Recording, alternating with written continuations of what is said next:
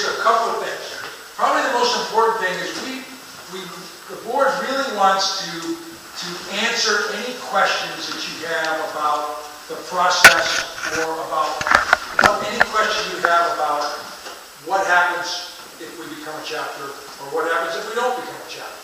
So the main purpose is let us know what your questions are, and also if you had a chance to look at the materials, which I hope you have, because I have to tell you something, after almost 20 years involved with this club, I have never seen the volume of information that has been provided for you to help make up your mind or to help you understand. Now, maybe it wasn't done as quickly as everybody wanted to, but all things considered, there's a volume of information. So if you identified something that you really think that the board missed, this is your opportunity to say something. This is your best time. I'm going to introduce here in just a second the more board for those of you that don't know who they are. And as part of the agenda for today, we're actually going to save some time at the end for you to just have any one-on-one conversations you want to have with the board. So if you don't feel like you want to speak in front of the public, all the board members that are here today have agreed to stick around for a little bit and talk. So if you've got a question specific to what we're talking about for the moment, feel free to raise your hand or make sure that you let me know and I'll recognize you. But we also have time at each section of this presentation for questions for a particular section before we go into the next one. So if you can hold your question, it would help us kind of go through a little bit.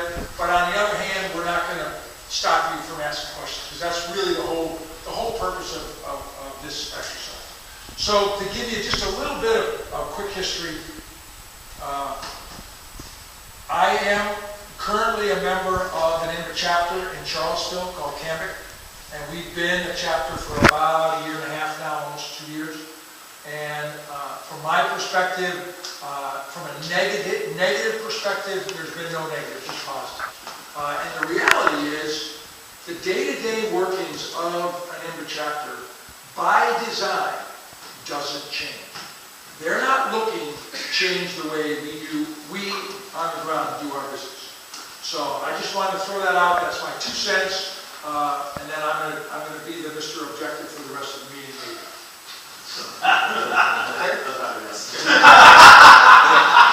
All right. So Dave Ferraro is president. For those of you that don't know Dave, let's see, Vice President's not here. Let me have the board members stand up and then I'll introduce you because I think I know them all. So David Gill is actually the newest Maryland at-large. Jason Miller is in membership. Okay. Todd Bauer, Maryland Advocacy. Todd Bauer is the Maryland Advocacy. Bob Compton is our treasurer. And Kevin Adams is the trailhouse. So we've got a pretty good cross-section of board members here today. And again, feel free to bend their ear when we're done. Art back. Thanks, Ted. All right, so we're going to do some background. But before we do that, I think we're small enough that we can go around to just introduce ourselves. There's a lot of familiar faces here. In fact, I know everybody here, which is great. So let's just do it. Let's run down the rows and say who you are and your involvement with the club. And let's scoot. Mike, you first. Mike Stoll. I used to be a treasurer for Fremont, and now I'm just a member. That's David Gill, board member. Austin Steele, former member, advocacy director for Moore, liaison for Maryland, Little Bend, Nebraska, former troublemaker. Let's keep it. Sponsorship dollars doubled last year. Trail work hours this year are going to top 6,000 hours. That's a shitload of giving. It's a ton of value that we're putting in to parks, green spaces in the Mid-Atlantic. And they're up 58% over 2011. So thank you, trail liaisons. We're really killing it this year. 4 new trail systems in the past 2 years. Now we have 41 trails under stewardship. 40 new trails that we are directly responsible for trail maintenance on. In the past 3 years alone, 25 miles of new trail on 9 trail systems. and we continue to build new trails and improve on existing trail systems.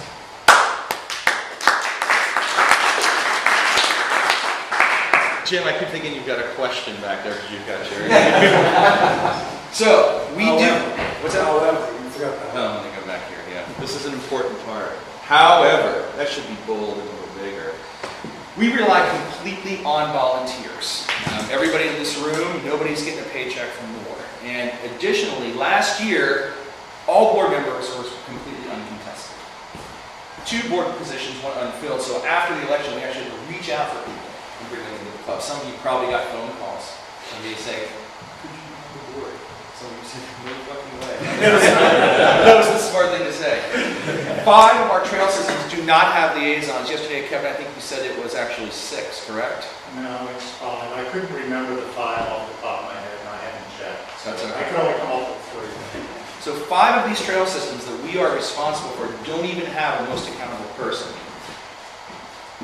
Membership processing and fulfillment often takes several months due to system issues. I think we all know the pain we've been having with the website. And I think there are some people in this room who have dealt with it directly. Jason Miller, for instance, Todd Bauer, who have worked their butts off to try and get the membership issue worked out. Really difficult. And this is really... Don't forget Sean. Sean did it. That's one of He's right there.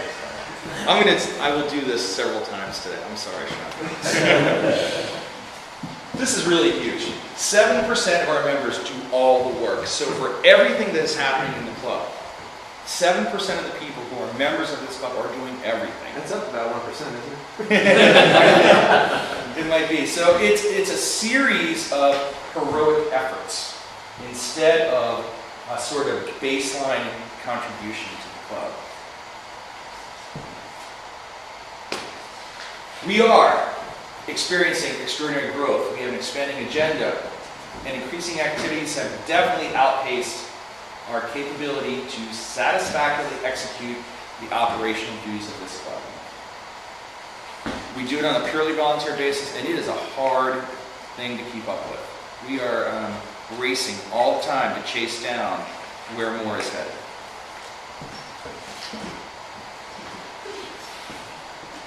Comments on that before I get into the background of the discussion. Go ahead. Good.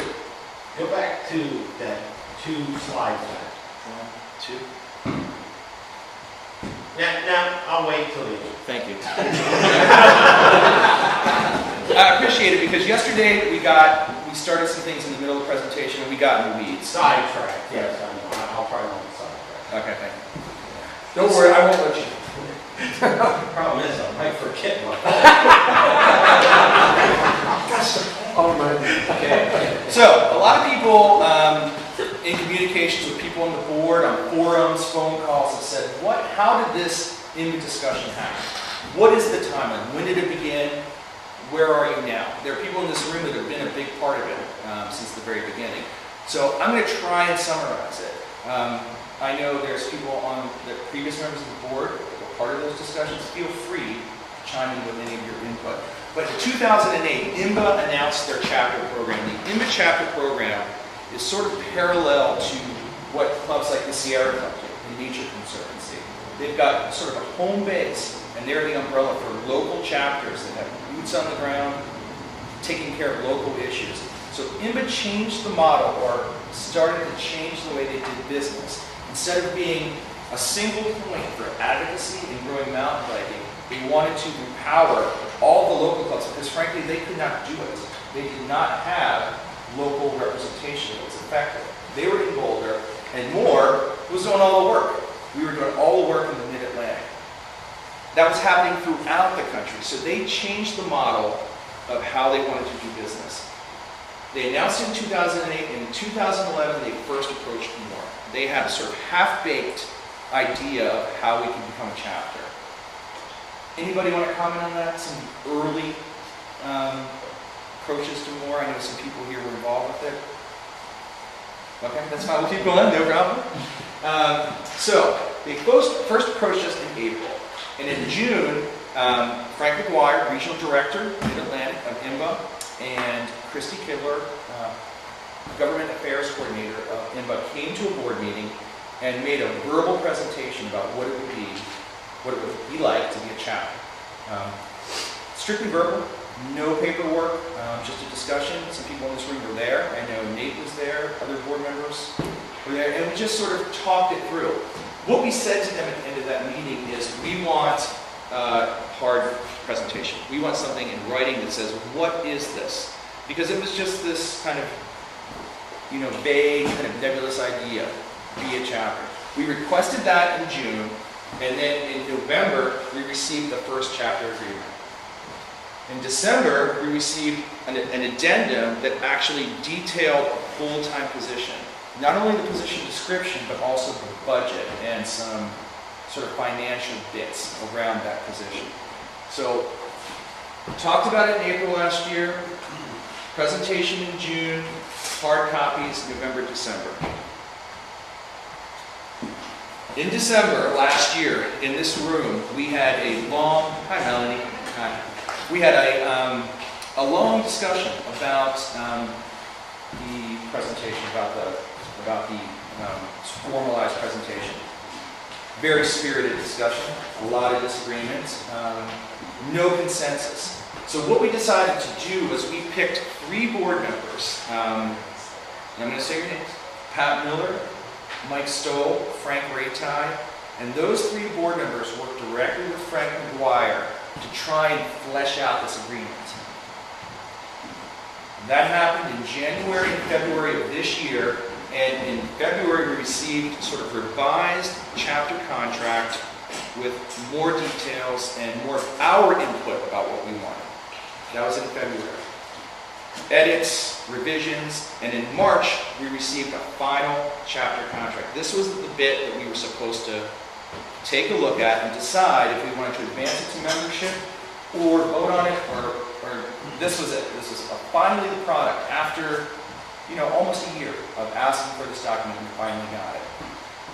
At the May board meeting, we reviewed the document, we did tons of read-ahead, we had a vote, and we decided that the chapter proposal was not good enough even to take to membership for consideration. It got voted down 9-2 in May.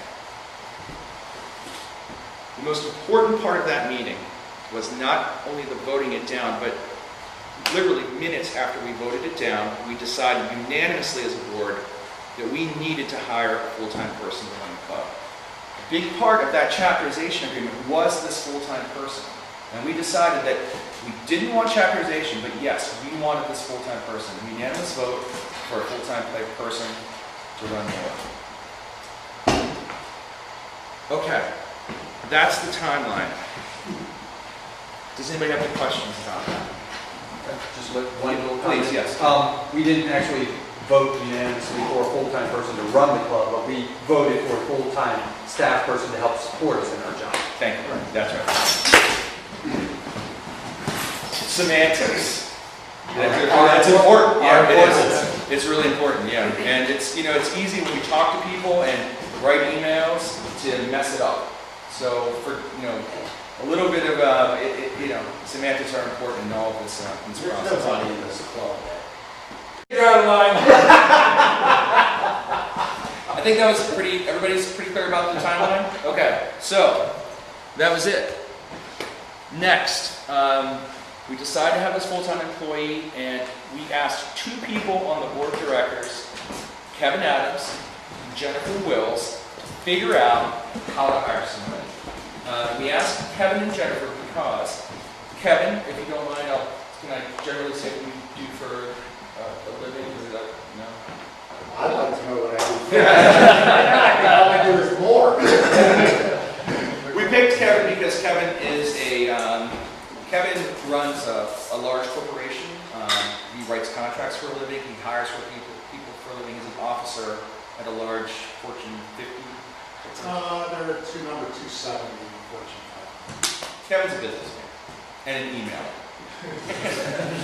And we picked Jennifer Wills, who is a lawyer for the Environmental Protection Agency who writes contracts. So those were 2 new people on the board, and they were in charge of figuring out how to best hire somebody. So Kevin? Well, I made the mistake of making the motion that we create a position. So that's I think how come I got stuck with this. Being a retired Marine, they wanted somebody really strong, so Jennifer, anybody knows Jennifer? Anybody here know Jennifer? And she can kick my butt. So I'm here to tell you what I did during my summer vacation. It started in June. And right after the board meeting, what we did, Jennifer and I did, was we talked to every single board member and we created a staff position for the club. Like any position that gets put together by committee, that's what we had. It had high-level operational things, doing advocacy work, fundraising, communications, you name it. And then it also had the person running the easy ups everywhere, dropping them off for you, Austin, all of that kind of stuff. That the position was that kind of level. But we needed to do something. We had to get started with something. And then what we did in the July board meeting was we presented a position description to everybody. We asked them, since they all wrote it, it was one of the quickest discussions of a position description I've ever seen. They voted, the board voted for it. We asked for a budget. That had a lot of discussion. The only reason why we asked for a budget was just to have a baseline so we could do some comparisons. And so we got a budget. And then we told them we were going to look at 3 options. There's only basically 4 ways to do this. All volunteers like we're doing right now. Go hire somebody, go outsource it, or go partner with somebody. Basically, and so we disclosed to the board that we were going to go on out, we were going to figure all this out for you and come back to you at some later date. And we also disclosed to the board that we didn't think it right if we didn't go back and talk to IMBA to see if we could sweeten that chapter proposal that they gave to us. Board voted us on our way. I think they thought we would never show back up again. In October, we came back to the board and we walked them through everything that we did. We talked about more being an employer. Victor, you're a small business owner. What's probably the most scariest thing you did when you as a small business owner? Hire my first full-time employee. Yes, yes. You know, one, it requires you to be a full-time employee because somebody has to manage the person. And then you got to do all of these other things that you got to do. We came up with a top 10 list of everything, the top 10 things you have to do to be an employer. Maura had done one. We had an EIN, that was it. So we have to figure out how to do all of that. Plus, have somebody manage the employee. And we're all volunteers. And we all have, as James Corbett reminded me the first day I started as trail boss, hey, everybody has jobs, families, bikes to ride, and beer to drink. So we got to go take care of all of that. So, but being an employer, you're autonomous, you have control, you tell the person what to do, all that good stuff.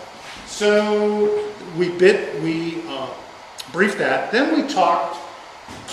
Since I respond to RFPs, once a year I write an RFP. I wrote an RFP for us, put it on out. I got 2 bids on in for the RFP. They were very expensive.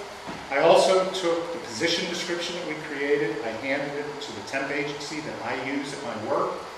They came back. They were between the lowest and the highest bid. The biggest thing about outsourcing, I kind of figured it before we even went to it. It was going to be expensive. It was just completely cost prohibitive. But the nice thing about outsourcing is you don't have the payroll, you don't have all that, you don't have to be the HR. So that's why we looked at it. Then we looked at partnering. We talked to WABA. If you partner with somebody, you can share the costs, you can share the management. We met with Shane Farthing at WABA. One of the reasons why we picked WABA was we had just partnered with them on Tour de Fête. So we met with Shane. Shane gave us a history of what happened with WABA, and he said, I'd be interested. And we were trying to get him to put the employee on his payroll and then give us half time. He didn't want that. What he wanted was, you be an employer, I'll be an employer, okay? You get 20 hours a week, we get 20 hours a week, and oh, by the way, we can't start until we write a grant and get a grant approved to pay for it. So when we looked at that, we're like, okay, until he gets the grant for an unknown bit of time, we're back to the previous model, we're the employer. So, looking at those, but if we had stopped here, we would have recommended go higher. That seemed to be the best, even though we would have to go on out and fundraise to go do it, because at our annual revenues are just free cash flow about 60, 70 grand. a year, revenues in. Sure. Yeah, and then after expenses and everything, we would have to, believe me, we would have to go fundraise, would have to line Melanie up. They're gone. So we went and we talked with IMBA. And, well, actually, before I get to IMBA, WABA sent us to the Alliance for Bicycle and Walking. They are advocacy group, and what they talked to us about was all the pitfalls that Victor knows about hiring your first employee. How many advocacy groups go and do that and fail, or they go and do it and the funding runs out because they stopped it. So all the different things that could go wrong, they walked us through that. So then we met. I got set up. I didn't even know who IMBA was when I got elected to the board here that I didn't even know I was running for, because the guy sitting right over there, Super Bowl Sunday, I land in Denver, I drive to Breckenridge, we watch the game, we drink beer, I'm going to go skiing that next day. He's like, oh, I heard I separated my shoulder. Oh. I was on drugs. That next morning I wake up and there's this guy sitting. I'd never seen this guy before in my life. It turned out he was Mike Van Abel, who was executive director for IMBA. And I spent the day skiing with Mike Van Abel. That next morning, I get an email from Joe Whitehair. Here's all the IMBA chapter stuff that we had talked about and that I had never seen before. So I'm talking to Mike, I'm reading all this stuff, and I'm just, God. And I remember telling Mike, I said, I'm brand new on the board, I'm just going to keep my head down, and I'm just going to do the training stuff.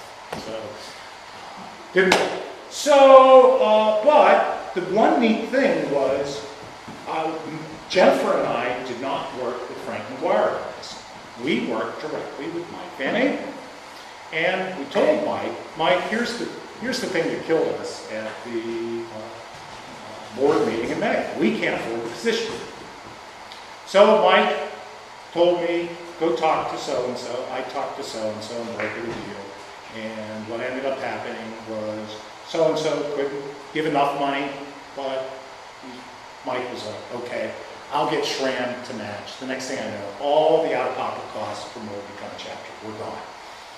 So, okay, pretty cool. So in October, we met with the board. We told the board exactly what we did. We walked them through all of the numbers. We got IMBA to give us their membership from this area. We bounced it against our membership to find out, because one of the things I didn't like was, well, you're going to get this many IMBA members. Well, so we actually bounced it. We found out of all the IMBA members in our area, how many of them are more members, how many aren't. 3/4 of them aren't.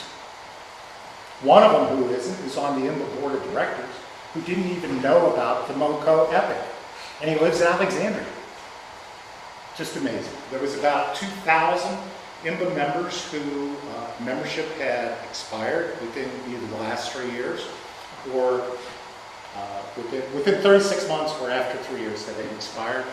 Part of the problem, IMBA was telling me, is they don't really have the great local message to give. They got all their national stuff that they can do. And unless they steal from Melanie and say, oh, the wonderful things that Melanie's doing, locally they don't, they run them across all over the country. They don't have a good local message. That's one of the things that run out of the chapter program. So we met with the board in October. We walked them through everything that we had done, and the board said, great. Well, they didn't quite say great. A couple of them, They said it's good. a couple of them didn't go there. Yeah. But they authorized Jennifer and me. They said, okay, all right. I think they said, they didn't say, this is in my mind. We didn't think you'd ever guys would ever come back. You came on back. This is great. Now, go back to IMBA, and we want you to do these 8 things with IMBA that we want to see in the agreement. And the first one was maintain our independence. The next 6 had all to do with the position. They wanted the position dedicated solely to us and our territory, not reporting to Frank McGuire. I forget the other 2 or other 3. And then the last one was to take care of RA more. And fortunately, we had been talking with Greg Rollins down there and Josh Eager. So they knew what we were doing. And interestingly, they may beat us to Chapter Hill. R.A. Moore is wanting to do some stuff down in Pocahontas, and they think at the state legislature down there. being an IMBA chapter will actually help them do some things that they want to do. So anybody have any questions at this point? Just full disclosure, I sold my business.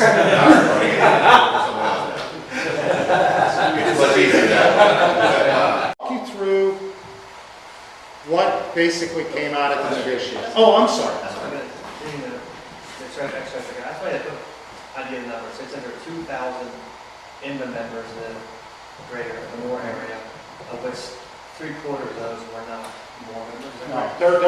there were about 400 more IMBA members in our area. I'm talking around 400, about 300 of them were not more members. There were 2,145. Yeah, there's 400 active IMBA. and there are over 2,000 expired, or like 36, over like basically expired IMBA members. Again, this kind of goes back to the whole, they don't have a local message. They're great at getting people, but they just can't keep them because there's no local message. About 1,800 of those weren't in our database, and then they had 6,000 contacts. But their definition of contacts does not really tie to ours, so we didn't do any comparison. So there's 400, if they take on, if you chapterize, there's 400 more will get 300 more members. 300 more members, and IMBA will get 13. IMBA will get, 900. maybe a little over 1,000. Will we also get access to, I guess we'll have at least access to that contact? Yeah. Oh yeah, we will get all of it. That will all be shared with Yeah, like us. We'll have access send to it. out their multitude of, hey, you're expired, we'd love to have you back. There was 2,000 expired people. Now they have a local message saying, hey, we've now partnered with more. You have a local voice. Right, so it's that much more incentive for local people to renew. And we can do a lot of that writing ourselves in their things. They have their little template, and we can actually put it on that. Yeah, we share the CRM information. So is there going to be a financial release of this? Yes. A little, not to what you would probably like, but yeah, enough so you can see. So let's keep going. Yeah, okay. IMBA chapters, they get basically what you get becoming an IMBA chapter is you get back office capability in terms of their database, membership renewal, just that whole machine that how many are IMBA members? Okay.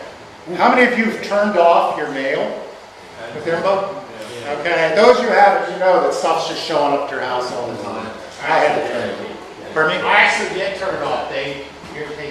I'm not anti-IMBA, I'm anti-spam. Yeah. Fortunately, you can turn them off. Kevin, can I, just one thing, the INBA chapter agreement, to be clear, is a contract. It's not a merger, it's a contract in which they provide some services and we co-brand with them. We give them some money through membership, and it's terminable by either party on 60 days notice. This is a contract with a 60-day termination notice. That's what we're talking about. Without cost. Without cost. There's no... Yes. Without cost. Yeah. We can terminate for the years. We can By either party. But is it, okay, we just don't want to, I'm trying to think how this is. Do we have to stay with them like for 12 months and then 60-day notice, or it can be we hire somebody and then a month later we don't like this, so 60-day notice? What's the... Well, I would hope we... Give it a couple of years, I would think. I would hope, but at any time, if the board, assuming we move forward, and I'm very careful because we have not decided, assuming we move forward, if the board decides they want to terminate the agreement, they can. It was in the FAQ, it talks about how many chapters there are, but since the inception of the program, not one single chapter has terminated. Is it indefinite? Or is it? It's indefinite, it's definite. But it has a 60-day. Yeah, with the 60-day out. So they give us, everybody becomes a joint member, unless you're Eric Crawford and go on in and say, no, I know you didn't do that. But Eric's the one that asked the question. Yes, Dave? I'm sorry, do we have to come up with a route? I mean, is there a... Entry fee? No, not an entry fee, I know that's called. Is there a certain, lack of a better word, is there a certain criterion that we have to meet to say, no, like, we want to leave? No, we can terminate for convenience. We can just say, we're done. There's no termination fee or? No. There is, and he'll talk about it a little bit, there is a point where IMBA can terminate with us. If we don't do, there's two things that we can do that No, can I terminate. understand that. But other than that, I'm it's- just trying to get it's clear mutual. on some of these points. Yeah. It's a mutual termination. Come on and have a seat. Hi. So they give, they have their back office staff, all the database capabilities.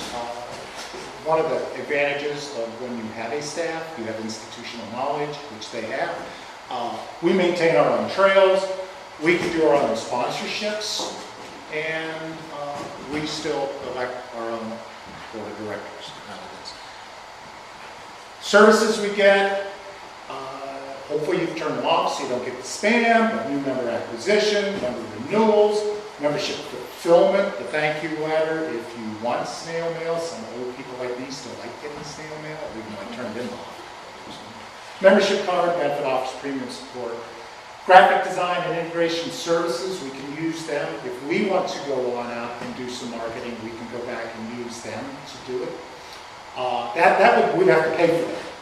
But we could use that for them, for customer service for the members. So if you have an issue with your membership, you can take it right. Kevin, but if you're an affiliate, you can't use that service. Yeah. You have to be a chapter. Yeah. Yes, sir. Since we're talking about benefits, is there any benefit on our using their for-profit side or trail building? There's no discount or anything like that. They haven't gone there yet with their chapter program. But that, one of the things I'll bring up later is the chapter congress. And if I don't bring it up about that, remind me, please. Okay, CRM. Jason Ashmore was at the meeting yesterday. Jason, I didn't even try to talk about this. I'm not a techie guy. Sean's in the room, so I'm not going to try because Sean will tell me I screwed it on up. But this is what they say they do. I'll trust him on it. There is actually at the IMBA Congress back in October, the chapters that were in attendance prioritized the things they want IMBA to do. And one of the things that they want to improve is some of this CRM stuff. It's out there now. We can have a little more training. There's some things we want to do, but the point is, this is how they hope to interact with the chapters and really give that extra value add that clearly is something. There's no reason for every chapter to go off and have to do all this when it can be done with a bullet point. So. Yeah, and one of the things they're trying to, go ahead. Well, You raised your hand. Go ahead. Thank you. One question, this is what Joe Whitehair brought up. With the CRM software, obviously we have our own CRM, back end. And maybe Jason Ashmore was... It's the same. I understand it's the same. Are we able to, is there any kind of synchronization between their CRM software and ours so that when they get new members, that information can get automatically ported to our database? Not today, but I'm sure that Jason can, Okay. I'm sure that can be worked out during. Jason and I talked about yesterday, basically what we're going to have to do, right now, no. Because that's the one thing, is that the way the forms are set up, is that you rely on the database for permissions. And so, our forms cannot have, so what we'll have to do is get updated copies regularly to be able to. But we're not going to have to manually input new members from their CRM software into ours. We should not, no, we should just. It should be a straight export import. I'm sure after some work on Jason's part, yes. No, I don't want to say. No, trust me, if anybody's going to be able to work out, it's going to be Jason. But I know that was a question that Joe had with the previous iteration of this proposal was, what kind of, because, of course, we were going through the whole process of a big monetary outlay for the new website, the CRM software, and at that particular point in time, this was a year ago, there was no integration between the two systems, and I was just wondering if that has changed since then. And that's one of the areas that was brought up as a high priority for all the chapters to make sure that we could sync them up. And us using the same type of software that they had will make our synchronization should be easy. Dave, did you have a question? Yeah. If our website was working correctly, which I know that a lot of it, since these actual ones come on, and Sean been working with it, that it has. Isn't Mark Jason, the membership guy, shouldn't we be able to do this, a lot of this stuff? It's still a question of So, being so, volunteer. so the big rub with membership is, yes, I mean, we've always had a membership database that sends out electronic renewal reminders. What we haven't done for the past couple of years is we haven't done a membership card fulfillment, and that's been debated back and forth because some people think it's a waste of paper and time and money to do. And some people do not. And some people do not. I'm just saying. Some people get membership renewals when they're not Okay. Well, that's because, hold on a second though, because this is something that's important. The system has been broken since March. it's been completely messed up. And that needs to be known that our system has not worked, but this new website that we were supposed Well, to be that's getting. the system, that's the new website. The new Yeah, website. that was supposed to fix a lot of this stuff. So, go ahead. Now, I just want to make that point. So the other big thing is that we did research membership fulfillment to outsource it. We've done this in the past. And estimates that we've gotten have run $7 to $9 per member to have a membership fulfillment service. And that's basically just sending out a membership welcome letter, membership card, a little packet of sorts. Which is a lot for, $9 out of $25 is a lot of money. So it's been cost prohibitive for us to do that. Has anybody, we went up to $25 when, Scott? About 4 years ago, 3-4 years ago. We went up to 25, has anybody ever thought of going up to 30 and? Well, giving hold away? that thought, because actually, There's a lot more stuff. there's gonna come, that's gonna, The reason I'm just asking is just, my main point of the whole thing was to get Jason into the discussion about the system and the membership view of this. well, because but the a lot bottom of line still becomes, we still need to rely on a volunteer to do the membership. And under the IMBA agreement, we don't. Yeah, Okay. okay. I think that's. It's not that Jason isn't doing a good job with the tools that he has. I'm just saying he's a volunteer. And he could come next week and say, screw you guys, I got something to do. Okay, Scott, I gotta stop you right now. You're supposed to be stopping me. Let's go. We're gonna move on. I know, I'm trying to get it back on track. Okay.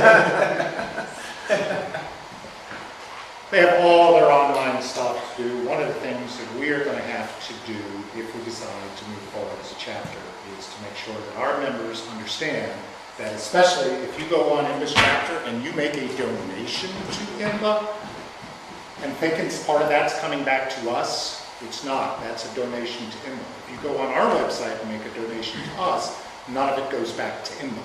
So just want to make sure that if we move But forward. when you do a membership, if you do a membership and you pay $100 for a membership, a portion of that does come back. Portion comes back. Does come back to them. And the fulfillment will be happening by them? Or? Yes. Yes. Totally by them. Totally by them. And so we still get our free stuff? Yes. Yep. So if you sign up to that level, if you sign up to that level. Also, we got a dedicated staff member. They're required to create one in direct support of our mission goals. Has to be home-based in Washington, D.C. Does not mean that the hire has to be from here, but the hire, if we hire external, has to relocate to here. And we took the position description that we wrote, that Jennifer and I, with the help of the board of directors, we took that. What we did was, remember I told you that position had higher level operational stuff and lower level operational stuff. We pulled the lower level stuff out. IMBA was willing to do it, but we pulled it on out and we created an intern position.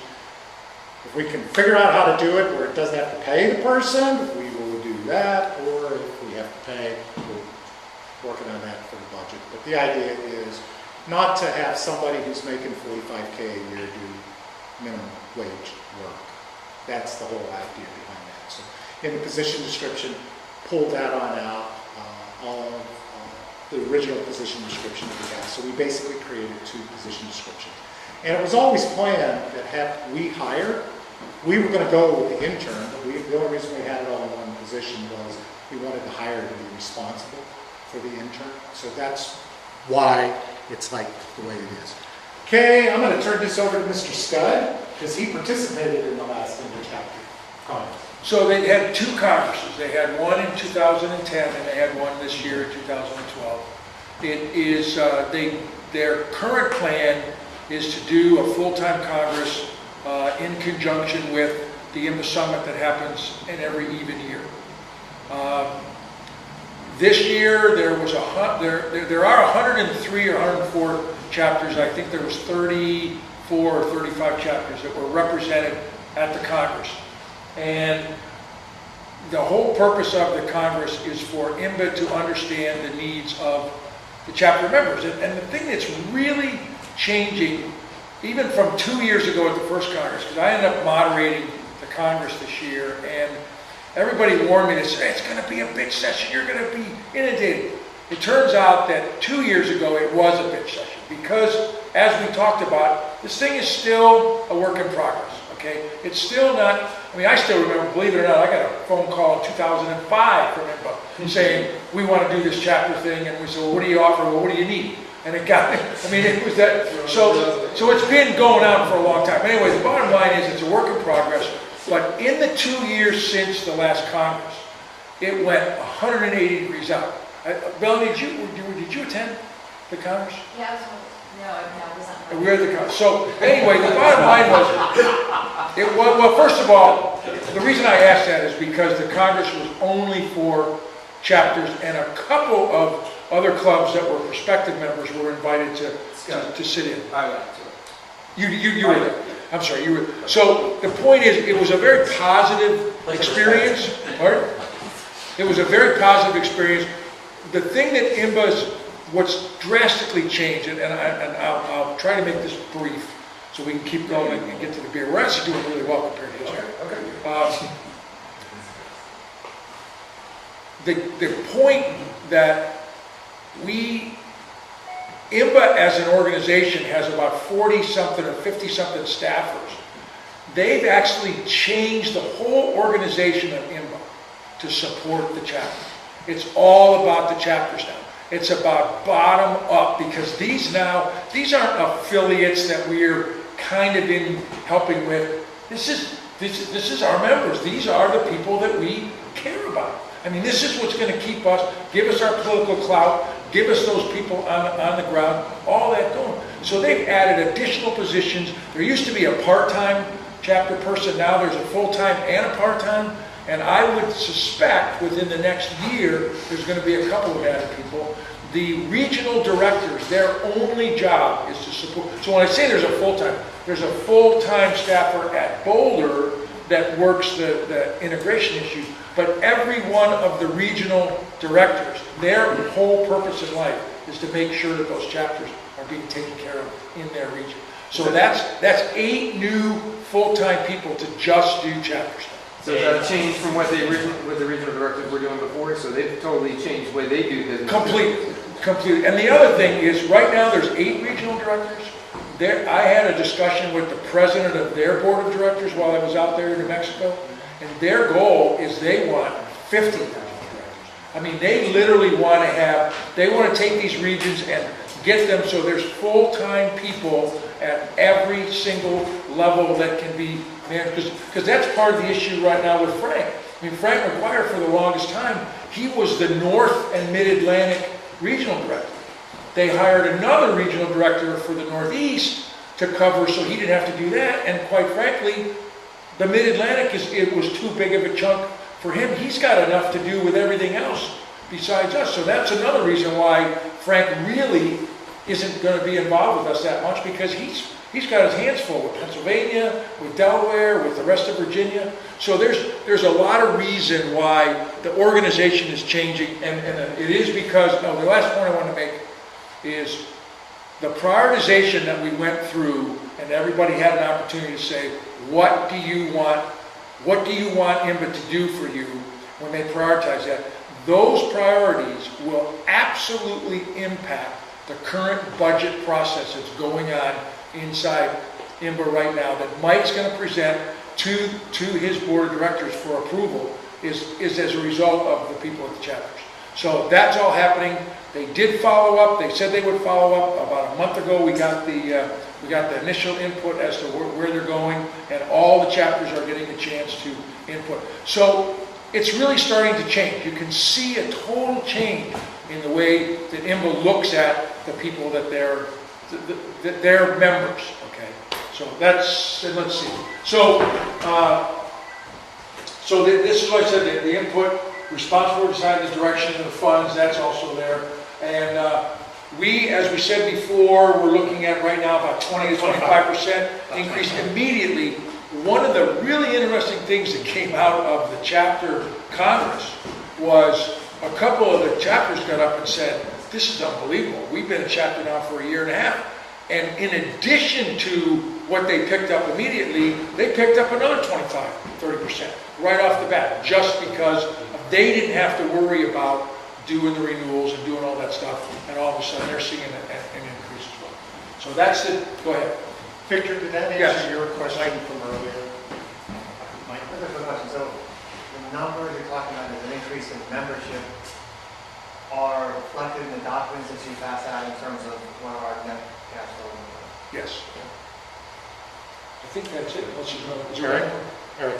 Will your, assuming you chapterize, will your IMBA full-time hire be responsible for that intern rotation? You're talking about that you wanted if you had a new hire, that they would be responsible for that little low-end stuff. Will this new hire person, if we are in the chapter world, will they be responsible for that intern person? Will that intern person report back to the board or will it contribute to the person? It's going to depend. TBD. It's TBD. If it turns out we have to hire, we might talk to IMBA so that they can be the employer and just, charge us back. If it's an unpaid intern position, it will probably report to the point of contact that we're going to designate if we move forward. But it's TBD. We just don't know yet until we Go to the next slide. Yeah. Get the next slide. Okay. Yeah. Brandon, when you're a chapter and you're dealing with the general public, with Jennifer and I talked about Mike Van Abel, is we do a lot of things ourselves that we want to do as more. And if it's ours, we can do it as more. We're certainly willing, and most of the stuff I see that comes out of more, at least the stuff like RTP grants and even our local EPIC talked about how it is in IMBA EPIC. We can co-grant if we so desire, if it's our internal things. But we can keep that, Pardon me? we can keep that more only, correct? Yes, if it's internal. Now, on our website, if we decide to become a chapter, it's more an IMBA chapter. If we're sitting there, anything dealing with the general public, which we, other than our I website, think we're gonna be doing a lot of, wouldn't we do a lot of stuff on website promoting that, promoting more? I'm not understanding what you're saying. What I'm saying is, wouldn't you be The on basic the requirement, website? the basic requirement is your logo, more, just under you have to say an IMBA chapter on your website. That's what it says. Okay, but like say, if we were promoting the IMBA EPIC, I mean, the MoCo EPIC, More, no. it could be and more on if we your want. website, it does, IMBA does not, would not. They don't have to, no. That's on your home page. Other pages don't have to have more in the chapter everywhere. That's not like every time you say more, you say more in the chapter. That's not the requirement. MoCo EPIC, unless we want to. MoCo EPIC is ours, we're marketing that ourselves. Yes, sir. Not that nobody particularly cares, but just out of curiosity, does Rockburn's website have to say in the chapter? No. Rockburn is still has more. What about- Eric, that becomes a matter of what makes most sense first. I'm just thinking more along the lines of the branches that we have. Yeah. You want to take them down? You know, I mean, what do you want to do? I mean, we can keep taking questions and draw it out. Can we have a beer while we have a beer? No, you can't have any beer till one of the questions. Are you finished? Except for cake. Yeah, yeah. All right, so, Because Ken keeps taking it in. okay, Let's go. We can keep moving. I don't know, because I never know. Yeah, Okay, let's get through. we agreed upon the territory. It's here. I don't know if you can see all this, but I'm going to stand away from it. Our territory is all, this year, has all of our parks, with the exception of GW National Forest. And then we have the Phil extension, because it originally went like this, and Phil said, I want my zip code, so we got the Phil extension. So there's two different things. Geographic scope is where you operate. Territory is zip codes for joint membership. So if you're in here, all these zip codes, that will be joint membership. But our territory also extends on out. If we want to go further, if we want to actually go on out to Deep Creek Lake and go dig trail, we can go do that. Can we negotiate getting the members? I mean, I'm just throwing it out there. Can we negotiation expend? I mean, if we were going out there pushing more, say we got a more member, somebody out in Washington County or whatever, that wanted, because I don't know of any clubs out there. I know there's something out Deep Creek, but in Washington County that, once we can say, all right, look, we're doing all the work out there. We need to. We would just need a bigger map, and then what you would see is. No, I'm just saying. Could our member, could we say, look, we're doing all this work out there. We're creating a lot of buzz out there. We Yes. want our members. Yes. All right, Yes. Dave, let's be clear contractually. The answer is that must be mutually agreed with Yes. INBA. Yes. The fact that right now, it can be, and they may very well be willing to do that, it would have to be mutual. That's what you get with 60 days right to terminate for convenience. And the pink areas are already spoken for. Correct. Yes, up here is Delaware Trail Spinners, Right. Fat Mug, Charlottesville. There's not a pink area here, but there's a potential pink area here that's in the works. So that's why that Washington County thing could be. And I've already fussed about why they're all counties. Delaware is a chapter, Charlottesville is a chapter, but I don't know if the top, I don't know. if That that's- mug is in the process of being a I chapter. don't know if they are. And they are. And you notice, Richmond isn't here. Okay, we negotiated, we just carved Richmond out of this. And Richmond, they know we're carving them on out. They know that somewhere down the road, they either need to decide to become a club on their own or become an INBA chapter, if we decide to move forward. That's why you don't see Richmond. They're just completely carved out. They'll continue to be quote-unquote more members as they move forward. They will not be an INBA member if they move forward. We will still cover them under our insurance because our insurance policy is paid till next October. How do they feel about it? They're okay with that. No, they know. I mean, I talked with Greg Barnes all that. 5, 6, 7, 8 years ago, we used to have quite a bit of interaction with them, and then over the past 5 years, We have. we've done. I didn't even know, Dave, I didn't even know they were in the chapter. I was just wondering how they felt about it. No, and I speak with those guys a lot, and the reality is they've been autonomous of us for a number of years.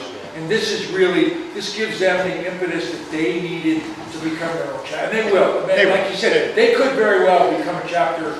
They may beat us. Before if we decide to become one, they could still beat us to be a chapter based on what's going on with them right now. Okay, Dave, you got a little ahead of me, or somebody did. The last bullet doesn't stop us from moving on out.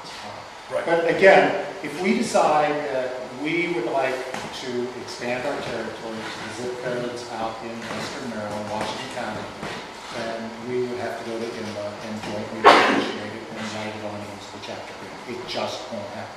Now, somebody out there, because there's no chapter out there, if they want to become a more member, they certainly can, but then they would automatically still become an INBA member.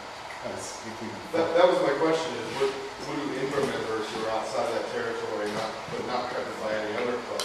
Right now, they're still just in. No, it's just these zip codes, our zip codes here. One of the things that we have to do during integration, if we move forward, we have members from Nevada and Colorado that obviously They need to figure out what they're gonna do. Well, This border here, yes, go ahead. Jason. so what about the existing members of NOR who do fall in that? They can clearly stay. Yes, so yes, like- yeah. Oh, And they I- become IMPA members too. Yeah. Jason, if you can get me our membership with zip codes, that would really help me, because we have this order here, and we have some members, gunpowder, that are actually in Delaware Trail Spinners, so we have to work that with Delaware Trail Spinners. Maybe there'll be the, Extra little carve out. yeah, the extra little carve out there, okay. Susan and Mike, we're gonna make sure they're taken care of. Well, I mean, I'm looking at the map here, I'm seeing like that line that goes right down, by Greenbrier and Danville, all that kind of stuff. No, these are all in. No, I understand that, but I gotta think that the users Are on the other are side. on the other side. Right, but there's no other territory there. No, so But a that's- good point, I think your question, if I could assume for a second, is that if they want to be a Moore member, because there isn't a chapter there now, Yeah. it's a matter of telling IMBA, I want to be a Moore member. They join Moore and they become IMBA members, and they still live outside. They go to the IMBA chapter, they go to the IMBA webpage to go join, they pop on up, they can pick their. They can pick So the chapter. So they can pick a chapter even though they don't necessarily fall inside. Yes, there. correct, yes. That's still everybody's, you can still do that And anyway. you can do that today. Yeah, you can do that today. So we're not territorial. Jason, you can even do it for Chicago. No, I'm there. So why not territorially, why not just make Maryland, like all of Maryland, to the west, not obviously not to the east, but to the west, why not just have that thrown into our territory to begin with? Because there is some negotiations going on right now in Western Well, Maryland to become a chapter. And we have no presence outside of there, and I would venture to say, the last time I looked, the outliers were big outliers, other than here and here. I don't think we're gonna see a lot of outliers, and then we'll just work it, okay? If there's somebody sitting here in Martinsburg that's a Moore member today, if we move forward, they can still be a Moore member, and they'll become a member. What about Falk? I see that line right there, that's Loudoun County on the Loudoun County bill. That line right there with that, like this, right? Yeah. Sorry. It's Yeah, in, right, Falk- that's it's Loudoun in County. Loudoun County. Loudoun County's in our. No, but this is Fauquier County. Right. And Haymarket is right in here somewhere. Right. And if there's. No, what I'm saying is a lot of people from Haymarket, they're Washington people. They're not out west. How come we didn't try to include Fauquier County? No, Haymarket's inside. Haymarket. Haymarket's inside, it's right here. That is there? Yes, it's inside. It's right there, it's inside. Haymarket Excuse me. All right, no more beer for you until we're done. Okay, keep moving. Okay, the staff position responsible for our geographic scope. No responsibilities outside of our geographic scope. And then if there's conflicts, I'm gonna get that changed. That's a Marine writing that. Although IMBA, I actually wrote that, IMBA accepted it, they liked that because they said that's what actually happens. When you're right now, everybody's all lovey-dovey, but when you start talking about territory and zip codes, it's actually conflict. But I'm gonna come with some nicer language. I'm sorry, but From a Yes. sponsorship standpoint, if you're a sponsor, how does that money get split? It doesn't. It does not. Well, let me, Yeah. if you're a sponsor, if you're a Moore sponsor and you want to remain a Moore sponsor, it does not get split. If you're a sponsor who sponsors IMBA, it does, in our territory, it does not get split. If we decide to join and go after a sponsor together, it is the split that's set up for dues unless we negotiate something different. How do you define going after a sponsor together? Does that mean? Well, let's just say, Well, here's my scenario, is a staff person, whoever it is, goes after a sponsor, that sponsor automatically then becomes in the sub. no, there's language in there, in the positions, we talked, Mike Van Abel and I talked at great length about there is the potential for conflict of interest with the SAFR and do just what you said, Sean. And what we decided was, most times, you get somebody writing a big check to an organization, I don't care what it says on the form, they're going to tell you what they want that big check to do. Unless it's illegal or immoral or fattening, it's probably going to happen. Okay, so if they go on out, they land a big sponsor, and that sponsor says, I want that money going to more, it's going to go in. If it's under $2,500, if the sponsor doesn't say, it automatically comes to us. If it comes to us, if it goes to IMBA, okay, it automatically stays with them. But Undesignated, Undesignated. whether drummed up by the staff person or not, in the territory, yeah, under 25, automatically goes to us. And even over 2,500, if we're working a sponsor and it's our staffer and they're working a sponsor, It's ours. It's ours. It's Okay. The only exception with that might be is the operations guy at IMBA says, hey, I got this guy that I know who owns a company in Washington, D.C., and he wants to give us a lot of money. Okay? I know about this guy. Okay? We'll split this with you X by X. I think it's fine. No. If he wants So if we get out, send out, first of all, the school is email, it's still ours. And then Yes. if you send an email to a Parker County member, is it going to say we have to suppress those names? Well, no, what we have to do, Bob, is I know if we decide to move forward, that we have some integration work. And I've already ordered Frank McGuire that says, okay, I want you to start looking at Delaware tail spinners. How many in their territory, how many people do they actually have? And if we go, let's say there's 10 more members in one zip code, and there's 0 trail spinners, but they just grab that zip code because it was in there, then we'll have our 10-member little. What can we do with postal address? I don't see postal address, let me answer email list to figure out how many members we have in this account. Yeah. It's going to be a hand. Yeah, I know that has to be done for an integration. I just asked Jason for the zip codes. I've been asking this guy for a week. Jason went on vacation. In Kevin's defense, this really only became an issue midweek last week. Right. So he just heard about it and he's promised he's going to look at it. My experience is he does what he says. Okay, keep moving on. Okay. Whoops. Cover this. Cover that. Yeah. So, we'll let the staff person do it. Working on growth and membership, funding, volunteer capacity. I really want this person helping me figure out how I can help our trail liaisons get some more volunteers at their workplace. It's very important to me.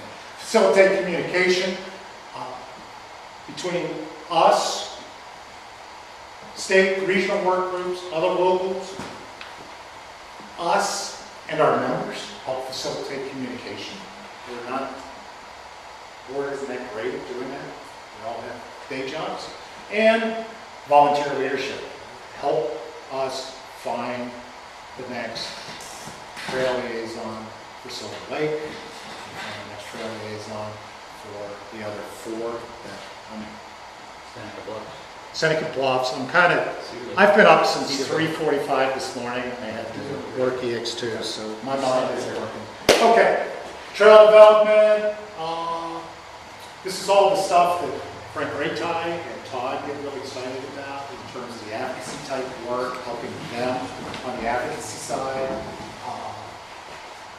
One of the things that we discovered, and Jason actually discovered it because he reads what Frank McGuire writes and about trails, did we go too far?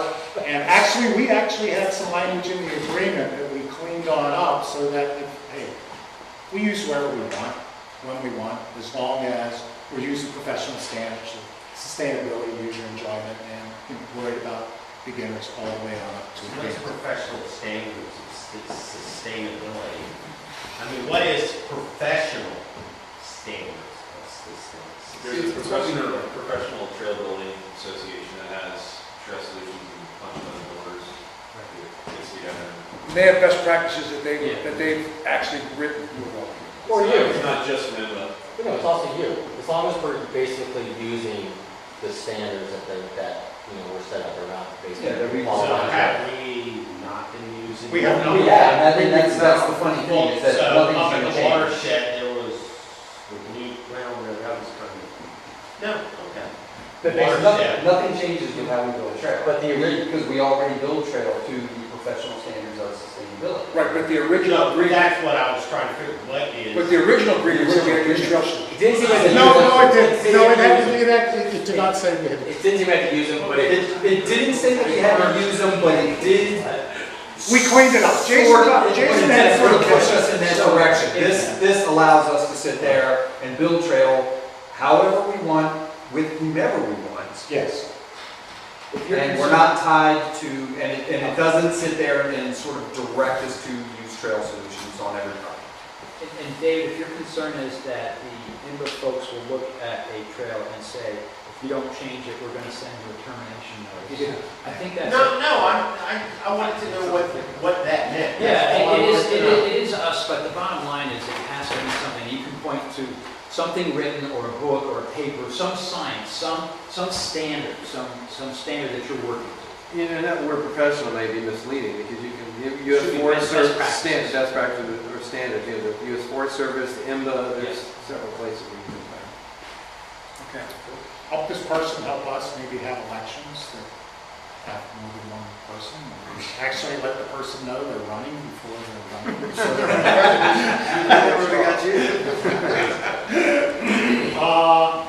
representing us and actually helping us with our just documentation. One of the problems that we have, it's getting better, but all of our documents are everywhere and nowhere.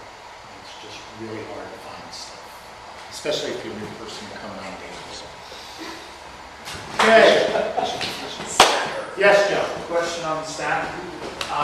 There's a lot of words facilitating volunteers and stuff. Will this staff person be available to work with the community, with parks and the county staff in terms of meetings? We've got a lot of issues in Montgomery County. There's a very small handful of staff and citizens, hiker only, that still have an awful lot of pull. There have been attempts to close trails to bikes and equestrians 3 to 4 months out of the winter in Montgomery County parks. We still have a lot of issues there that basically I've been handling. And at the same time, when I tried to handle it about 4 or 5 years ago, got rid of pieces on the moor site, so I basically am road moor person now and don't really contact. You can work, there'll be a point of contact on the board that's going to sit there and actually, and Dave McGill yesterday volunteered, and then immediately, after I handed him $40, he threw the money back at me. So that needs to be determined on the moor board, who's going to coordinate with Mike Van Abel at IMBA to make sure what we're doing, and then coordinate running interference with the other 11 board members. Everyone is going to want this person to do something. Coordinating with the trailway, coordinate with our membership, because our membership's going to be one member. We're not hiring a Marine Corps, we're going to get one body, but yes, it can be done. Well, that should be something to be determined, figured out for the staff position, because if we're going to start allotting that time, that's something to think about now, because he's making a good point out of it. Everybody's, and you too, everybody's going to want some time with that person in these different places, and if that can be built into this job description or not, because it doesn't work, that needs to be figured Well, out. but it's in there. There's enough in it if you do it. It's all in there, but one thing I'm sure about, everyone will be dissatisfied by the amount of time they get from this matter. Yes, you're not getting the Marine Corps, you're getting one, and, there's still a lot of work to do. The first thing is, we got to get this to where we actually decide to become a chapter, because, it's good stuff, good way to look, but I am not going to stand in front of any more member and say anything but potential. Okay, here's the money matters. If you're a Moore only member, your dues are going to go up $5. If you're an IMBA Moore member, your dues are going to drop $25. Please donate to Moore. And if you are an IMBA member, your dues don't change. When we looked at it, when we got the membership from IMBA, the other question I asked IMBA was how much in annual dues do people in these zip codes pay you? And the average was $53.71 dues, because there are single tract society members from here. If you're a single tract society member, your dues are $1,000. If we become a chapter, more gets $400. So $53.71 for them. Ours is $29.17 that our average member pays. We get, and when I say our average member, I'm counting the families that pay 40 as one. Okay. I'm counting the people who sign up for 5 years at a time as one, even though they pay $125. And I'm counting the 350 people that took advantage of the MoCo Epic $5 discount that actually lowers it. So when we melded those together, it turned out we were going to get close to about $16 a head. So for about 60% of our current dues. So you're saying right now, we get $30 average per member? And we get $53.70. We're currently getting $30. If we have 900 paying members, that means our revenue is $27,000 a year. High end, that seems literally almost double what it's working on. That's right, we're really, there's The something. math doesn't work, but there's, We're getting about I think it's a very compelling story out 22,000. here. I don't think that's the right story necessarily. $20,000 to $22,000 is what we're getting in membership collections. And I still think it's a compelling story. but I still not necessarily- We'll be getting about 10 to 12. I know. Now, if we go up from there, so this will cost us about 10 grand. I think it's a really good story. Cost us about 10 grand. And in return for that, we get a staff person. We don't have to pay for that. That's a heck of a rate to pay to get your membership. We'll make sure everybody hears. So it's 10 to $15,000 is the cut that's going to go from our membership to IMBA. We're going to get the back office to fill in. We're going to get membership outreach, and we're going to get a full-time staff person dedicated to our mission goals for somewhere between $10,000 and $15,000. What's the savings on the back office and back office back? Is it a fee that we pay? Well, right now we're paying PayPal. What's our His PayPal life, fee? your life. I don't think it's less than $30 a month. difference. 2%. About 2%, so 2% in PayPal, our insurance is going to drop 15%. So, I mean, Maybe another grand. yeah, maybe. You had a 25% increase, I suppose.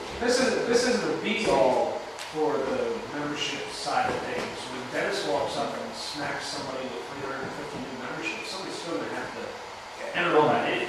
Not in IMBA. IMBA's back office. He's gonna have He's gonna mail it in. He's gonna have a link to All that. of those memberships that came in. Most of them came in Like, they were electronic. all, it was almost all. And- Almost all, I mean. And I would also hope that in the future, we could use city CRM to register people for an event like the local venue, so that we're not signing people up through bike reg and then having to add them into city CRM. We should be able to use the tool.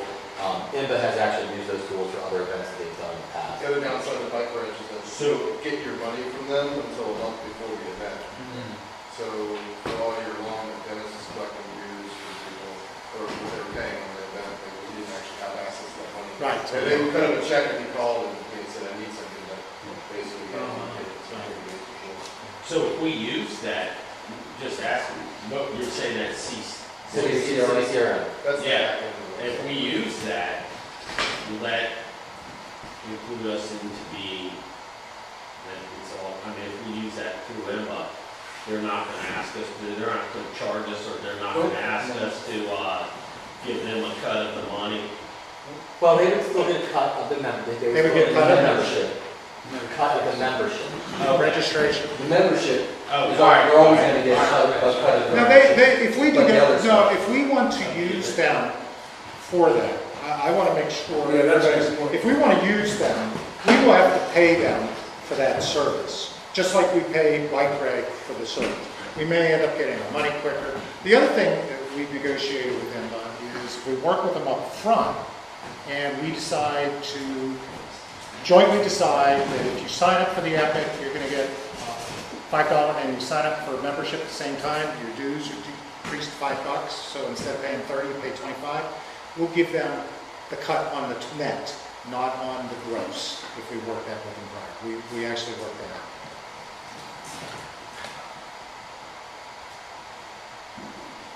Okay, expenses. IMBA wants the person to go do something. Time to go back to the summit, IMBA pays. We want the person to go do something. Need for you to go to those meetings Joe's been trying to get somebody to go to. We pay for the expenses. We are jointly sending the person to go see Steve Carr to talk about some stuff. We'll negotiate, the point of contact, we'll negotiate, and we'll figure out who's going to pay for it. So just on, tolls, gas, mileage, things like that. But then don't forget that last point, the sustainability. Yeah, I'm sorry. The way the deal that we brokered with our donor and IMBA and SRAM, the first 2 years, and our membership cut of dues, the first 2 years is funded for the staff position. So that's another nice thing. If we would go on out and hire ourselves, we would have to go raise the money to actually go hire. And if I had anything to do with it, if we had enough to hire somebody for 3 months, I'd still want a year to 2 to hire. Because the last thing I want to do is hire somebody for 3 months, and then the money runs on out, and then we're going, sorry, you gotta go. I mean, honestly, the biggest risk I see here is that after a year or two, IMBA comes back and says, I have to give you notice because I'm not raising enough money to keep providing you with a free staff person. That is a possibility. That's a risk. In 2 years, they can say, either you're out, or we have to change the deal more in IMBA's favor. But, and we've got 2 years worth of that cost covered. And membership goes up. Actually, the agreement doesn't say 2 years for staff. No, the agreement says they're responsible for it, but the deal. But they can give a notice anytime any contract can get changed at any time. So when you say the expenses, I know you're talking about gas and stuff. I saw some language in when I was reading that it was responsible, they need to have this reliable transportation. Is that on them? Yeah, that's on the employee. That's on the employee. Okay, so they have to have a car. Yeah, and insurance, they reimburse for that. We're not. No, I got serious. We use 66 skaters mileage, give whatever cents. They buy mileage, they buy dinner, if they go, they buy dinner, if they. Just, standard business expenses. And I'm sure everybody, especially if they get one of those brand new Subarus that they turn over every year, I'm sure we're going to have plenty of people. Okay, the Moore board, somebody on the Moore board has to step on up. Not going to be me, Dave. Just sit here and be the point of contact that will work with them to find somebody, hire somebody, and coordinate the day-to-day things. This position is going to be reporting directly to Mike Van Abel. Did I miss something? Position reports into Mike Van Abel. Mike has 12 direct reports. This will be his 13th. I don't see Mike doing a whole lot of day-to-day of this. Lucky 13. Well, if this person's hired before the one in the Northeast, Tom, this person will be 12. So working with them to move it 12. Okay, I just talked about that. Working together. The way Mike and I have talked about this working is we know what we need the person to do, assuming we do, and coordinate with Mike. Mike, you got anything going for this week or this month? What do you got going for this person that you need the person to be doing? So I don't double and triple and schedule. Okay. Position, although reports on into Mike, position actually has 50 other IMBA people that can rely on for coaching and other support for IMBA. It's not the person, whoever, that he or she is not going to be an island sitting. So if the person goes, Frank, how do you handle this? Or somebody in Dayton, Ohio, how do you handle this? Or at the back office, getting to know the people in the back office of IMBA, knowing who the member, Rod Judd, who does membership and stuff like that. getting to know that person and the different people inside of them to help them help us. We don't have to reorganize. We don't change our name. We still are on 501c3. We file our own 990. We don't have to share any local funds. I want to point out one thing. My partner, while we were doing all this, Jennifer Wills, is now trademarked. And she did that. And we don't share any local funds. We talked about this earlier, other than if we partner with them to go after somebody to share how we agreed to share. This was interesting discussion in November. After the fact constitutes permission. But on our bylaws and club rules, there's only two things we have to do to be a chapter. Stay a nonprofit, have a similar mission. So if we decide we're going to be for profit, we change our club rules and bylaws, we're going to send them to IMBA, we'll get a letter from IMBA saying, you need to change back, or see ya, here's your 60 days. If we decide that we're going to now no longer build trails to professional sustainability standards, we're just going to do road, put that in there. So any changes after the fact, there's only two areas they can show cause with. So we can do what we want with our governing documents. They won't assist with our website. It'll get directed. Jason knows he needs to, whoever IMBA's Jason Ashmore is, they need to get together and figure this out. It's Jason Jason. knows It's a Jason. it. It is? Jason Birdwatch. Okay, I talked about the insurance discount. They're not going to take over our advocacy. We're going to do it, continue to do it. I'm sure that whoever the point of contact is, Frank and Todd, are going to be after the time, along with me and everybody else. That is that. We talked about that. Back up a bit. Oh, okay. Any questions? Yeah, any questions that we have so far? Thank you. There will be some time for, There will be some time for more questions. Yes, let's do David and Gil. Okay, for We're going to do now, in about 5 or 6 minutes or less, is Dave and I are going to just give our personal feelings about going forward and looking forward beyond today and beyond the chapter. And I'll let you start. Thanks. You probably all know me. So I've been trail liaison now since 1995. Just came on board recently.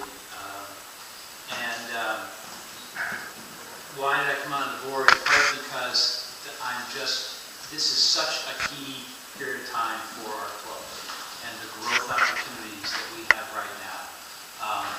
It has been a long, steady process for more working and our trail liaisons working to grow the club, to grow the acceptance from basically outsiders seeking permission to use existing trails and having to argue with people, to being accepted as the best practice, the conveyors of best practice. One of the other things I want to do on the board is make sure the board understands that the board is here to support the trail liaisons. The fundamental function of this club, the core of the club, is the 30 to 40 people who get out there and create opportunities for people to ride. And that's got to be the core mission. I really believe that. So starting a couple of years ago, we're seeing growth in the opportunity to do trails like we've never seen before. I'm not quite sure all what happened. I do think that governments in the recession started looking around for how they would establish their value, and we were there at the right time with the people and the willingness to work hard. We work harder than any other, mountain bikers work harder than anyone else that they deal with. So you may not know this, but this year the club has lined up, or members of the club, like Austin and others, lined up $250,000 to invest in trails. Next year, the club spent $140,000 on trails this year and $100,000 the year before. 30, 40 contracts. We're going to be managing all sorts of contractors. That is the core thing. The reason we have to manage the back office and get some professional support in is because of this huge opportunity that we have to deliver to them. Now, in terms of the issue of IMBA, certainly I think we have basically been using the IMBA name to get trails approved. More were very professional, but I assure you, I never would have gotten a single trail approved if I didn't say, we're going to build these trails to IMBA standards. That's what it takes. They're a big plus to us. I think it's fine for us to brand, to co-brand with them, but they're not going to absorb us. We are going to be a very strong club. Two other points. What we have here that I don't think there's another club in the United States, not in a major urban area, that has the networks of trails that we have been able to build. This is not just 40 separate things. We have, obviously the Moco Epic is a great example. We have 65-mile loop that's almost all single track. That's not the only one. This year, the Fairfax team is going to do a second epic. There's going to be a Fairfax epic. It's going to be 50 miles long. And I think the Patapsco folks are going to be doing the Tour de Patapsco in 2014 or 2015. We have a unique opportunity to have 50, 60-mile rides within 5 million people. Really, name another city that has anything like this opportunity.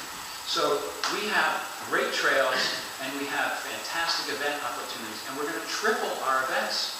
We're going to triple our investment back into the trails.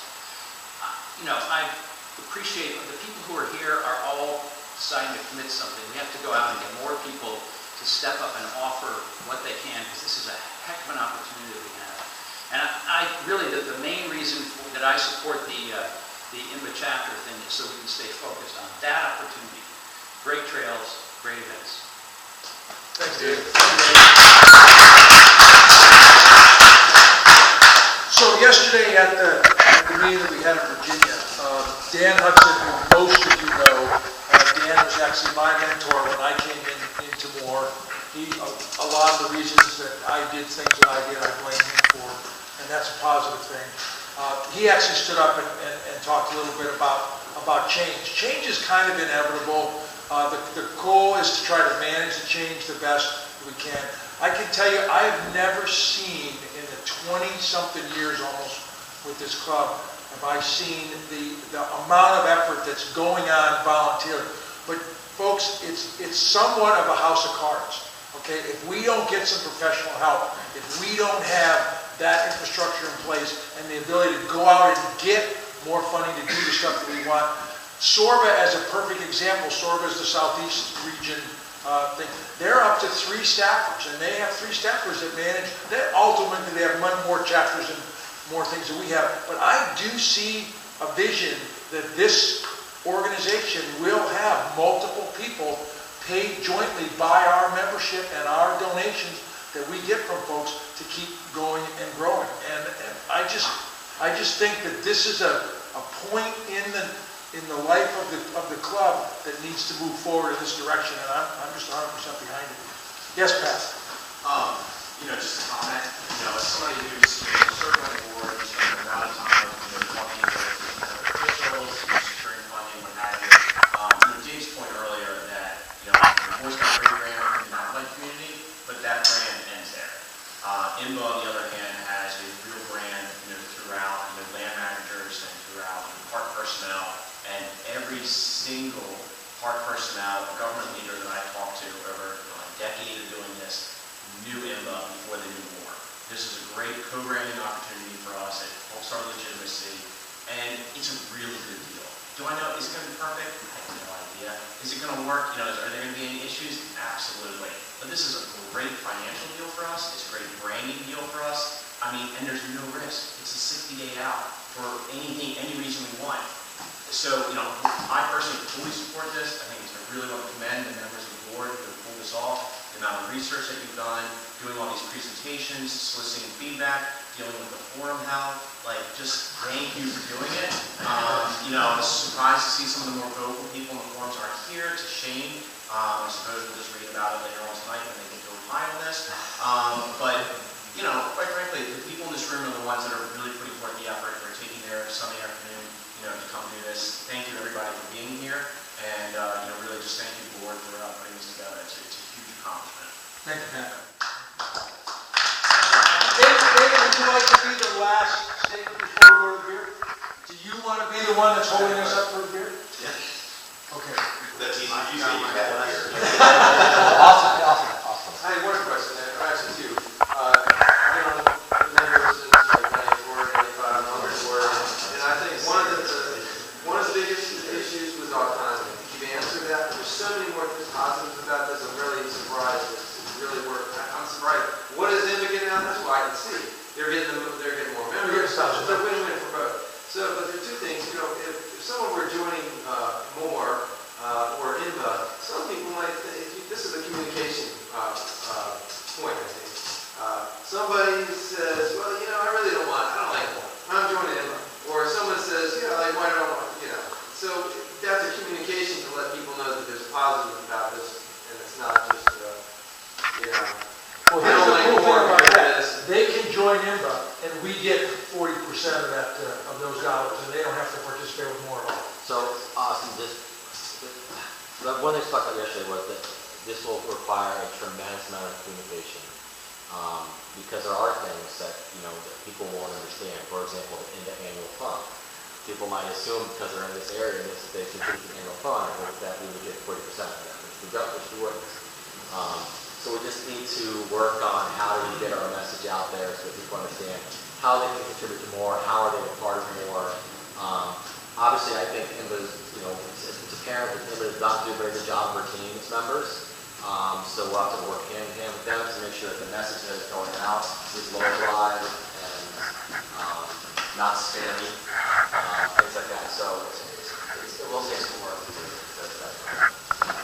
But I think what's going to happen, at least for Jason, and from the communication standpoint, since Jason is not going to have to sit there and worry about the whole back-end membership, fulfillment aspect of it, he will then be able to sit there, and anybody else will be able to sit there and focus on the communication, which, quite honestly, you know, we've had a hard time with.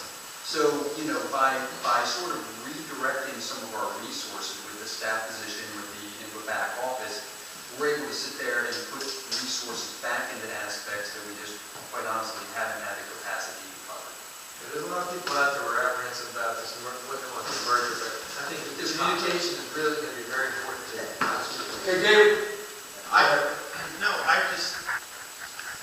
One of the things that has been I'm not anti-INVA, like everyone I dealt with. One thing that I've had the biggest issue, and I think a lot of people have this issue, and I still don't think it's cleared up, is we're going to get a lot of help, but there's a lot of stuff that's volunteer-based that this is not going to address. And it just seems like the staff position has been driven in. Oh, we're getting the staff position. But the fact of the matter is the staff position is not going to help with what a lot of the issues of the club is. And that's basic, the 5, 7, whatever you said, percent of volunteers that we are getting out here and that are going to be helping out. It's not going to help that aspect that we have a very few amount of people helping. Okay, Kevin, would you like to address that? Yeah, one of the things that the staff position, one of the position description tasks are help figure out ways to draw volunteers. And I can tell you I'll give you one real world example. One of our members, name escapes me off the top of my head, got us signed up to MoCo Camp, where we can actually get kids at school to show up, and get SSL hours. If you've been sentenced to community service, you can go do it. Their website is harder than ours to navigate. And I tried posting one on there. We're in there. We can do it. but it's difficult. Well, perhaps this person, assuming that when contact assigns the person to do this, to go do that in Montgomery County. I'm sure Howard County has a similar thing. I'm sure that Baltimore County has a similar thing. I'm sure the counties in Virginia do too. That would be an easy thing. I mean, it took a member to actually go do that, to go get us signed on up to do it. And now it takes somebody, to go there. I mean, one nice thing is now, when I load your work days on up into the website, I don't have to put the date and time anymore because Jason fixed all that. But, it's just difficult to go do. And that would help. So, what I'd like to do now is, the thinking is, we're all going to be hanging out for a little bit. We can have some discussions informally among us. We want to open the coolers and drink some beer. I don't want to when you walked in the door. Well, we didn't want that because we actually wanted to have kind of a meeting where people weren't, fueled by Sierra Nevada. So what I'd like to do real quickly is I want to first thank Scott. I want to thank Scott.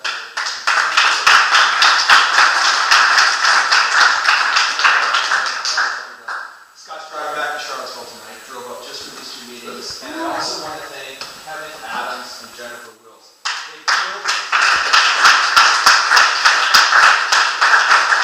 So, if there's no objections, if nobody has something to do. Can I just ask, is this discussion time going to be like 10 conversations at once, or are we still going to have one at a time? No, it's just going to be 10. It's going to be. Yes, go ahead. I wanted to be here at the beginning. I had family obligations. I wasn't able to be here, but I was able to hear Dave's speech. And Dave McGill is a guy I've only known for about the last year. I've been a member for 3 or 4 years and been on the board for 18 months. This is a guy that I really respect. And I mean, he's been through the club from the beginning. I know Scott a little bit. I met you at the Xterra about 3 years ago. And anyway, Dave has the perspective of the liaisons. And before I was on the board, before I was even a member, I was involved with trail work.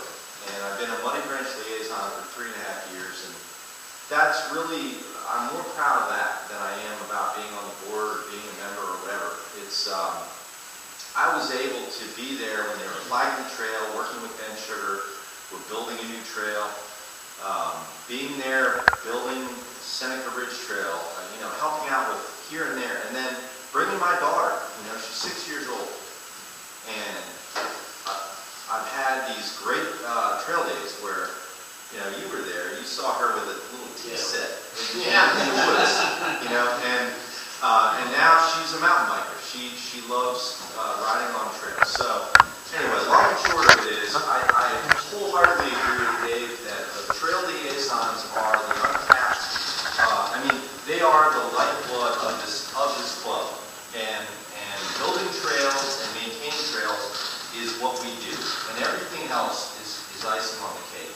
And I see that this, everyone wants to make the staff position be a panacea, or the INVA deal, takes a load off the board. Who cares?